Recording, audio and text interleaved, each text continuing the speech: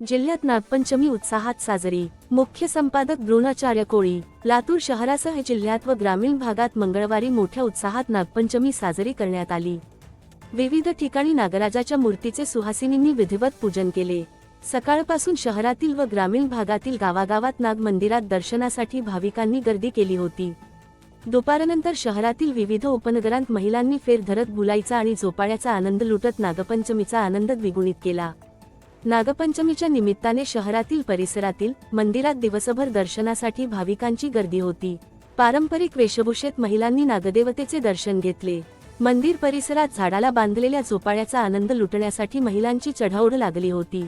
सायंकाळीही मंदिरात दर्शनासाठी गर्दी झाली होती। काही ठिकाणी ग्रामीण भागात वारुळ पूजनासाठीही महिलांनी गर्दी केली होती। शहरासह परिसरात मंगळवारी मोठ्या उत्साहात नागपंचमी पार पडली। विविध ठिकाणी नागराजाच्या मूर्तीचे सुहासिनींनी विधिवत पूजन केले। नागपूजनासाठी महिलांनी मोठी गर्दी केली होती।